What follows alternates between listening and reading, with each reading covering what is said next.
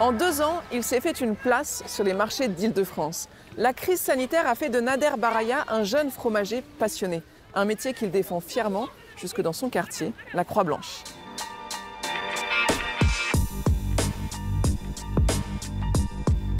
Athis-Mons, à une douzaine de kilomètres de Paris, est une petite ville de la Grande Couronne. Ici, le centre-ville a repris des couleurs avec le marché du soir.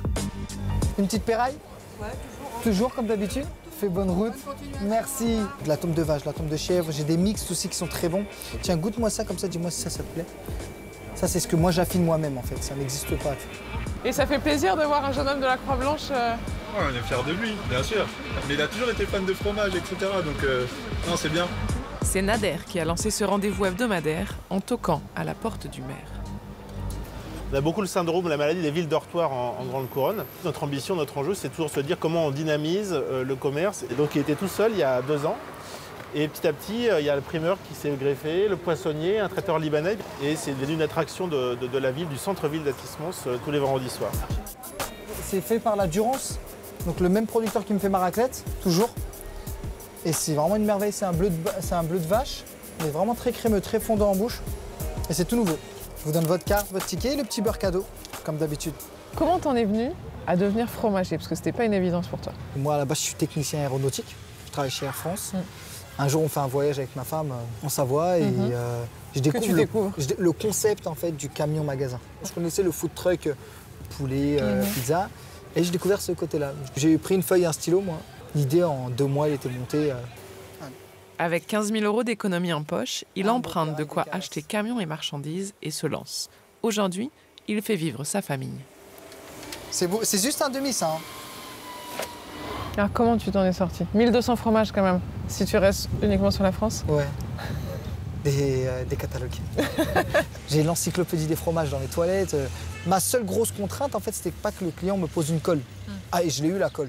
Et la première fois qu'un client est venu, il m'a dit ouais, je vais vous préparer une fondue savoyarde. J'étais avec mon petit frère. Et en arabe, je lui parle et je lui dis descends vite par terre avec son portable, cherche que c'est une fondue savoyarde. Tu as fait le truc. Après ça, je suis rentré chez moi, j'étais vexé en fait. Il faut que je sois irréprochable.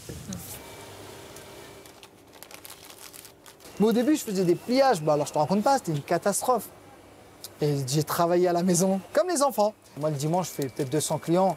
Il faut qu'un pliage, ça aille vite, rapide et simple.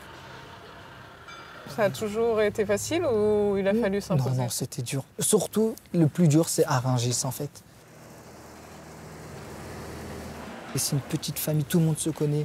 Quand je suis arrivé dans ce monde-là, on m'a pris pour un commercial au début. Le commercial qui a acheté du fromage pour Qatar ou Dubaï. Au début, personne ne voulait m'ouvrir des comptes. Non, non, tu payes tout de suite. Personne n'avait confiance en moi. La clé du succès, c'est persévérer. Tu demandes à un petit jeune, n'importe quel petit jeune qui passe, tu lui dis pourquoi tu ne te lances pas à ton compte? Ah oui, mais il faut combien? Il va te demander la première question. Mais il te faut 40 000 €. Oh, 40 000 €, jamais de la vie. Ah non, non, je ne sais pas, je ne pourrais pas. Imagine si j'échoue. Imagine si j'échoue. Moi, quand je me suis lancé, je n'ai même pas pensé une seconde à l'échec. La Croix-Blanche à Vigneux-sur-Seine. Chaque dimanche, à la fin du marché, Nader retourne dans son quartier d'enfance. Les enfants. Ses parents sont arrivés d'Égypte dans les années 80. Toutes les semaines, immanquablement, cet ancien restaurateur cuisine pour enfants et petits-enfants. صلى على النبي. أنا خفت. أقول لحضرتك خفت ليه؟ لأن أولا مش شغلتي، لو قال لي مطاعم أنا أعرفها. فاخترت شغلانة وأنا عارف إن الشغلانة دي فرنسا بتاعت الفرنساويين مش بتاعت اللي يعني شعره مش أصفر ولا عينه خضراء. ما بقتش عارف أعمل له حاجة لحد ما أثبت وجوده. يعني بعد 2 3 6 شهور بسم الله ما شاء الله الحمد لله لقيت هو كان على حق. أنا كنت خايف كأب. شو كانت أصعب شيء بتربية 6 أولاد بفرنسا؟ أصعب شيء كنت عايز أخليهم على الكتيم والعادات والتقاليد بتاعنا.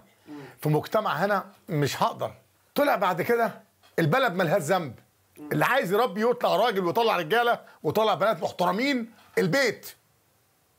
البلد مفتوحة فرنسا. عندك الحلو وعندك الوحش. اختار اللي أنت عايزه. زي أي بلد، زي عندنا في بلادنا، ما احنا بلادنا فيها الكلام ده. دايما عندي مثل بقوله بالمصري.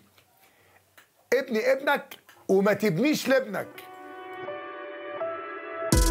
Les Baraya partagent la passion de leur père pour la boxe anglaise. Nader comme juge-arbitre. Shadi, son jeune frère, vise les JO 2024. Un mental affûté qui leur permet de voir aujourd'hui au-delà du quartier. J'ai subi des discriminations de certains clients. Au début, ça m'a touché. Je suis rentré, j'avais les larmes aux yeux chez moi. Un client qui me dit arrête, tu devrais garder les moutons. Ouais. C'est très blessant. Et au final, après, je me dis au contraire, l'esprit de boxeur qui vient prendre le dessus et qui te dit non, pour la peine, je vais te prouver. Quand on l'a vu lui faire, en fait, on a compris qu'en fait, il n'y avait qu'un pas entre ce qu'on pense impossible et ce qui est possible, en fait, parce que pour nous, en vrai, c'était impossible. Mais une fois, c'était la plus belle anecdote. J'étais sur Ratismont, c'est la police nationale qui rôde, et elle s'arrête pour m'acheter un bout de fromage. Et je leur dis, moi j'habite à Maxime Petit. Il y a des points de deal, il y a tout ça, malheureusement. Et ils me regardent comme ça, tous, ils me font une tête, ah bon, tu viens de là-bas? Et on a ouvert une discussion pour leur dire que, vous avez vu, même en banlieue, il y a aussi des gens très bons. Comme il y a malheureusement des mauvais, mais il y a aussi beaucoup de bons. Tu te sens un peu en mission quand même. Ah oui, oui. Par le fromage. Ah, dans tout. Merci beaucoup. Pour vous aussi raconter les histoires de vos quartiers, un mail Instagram et Facebook.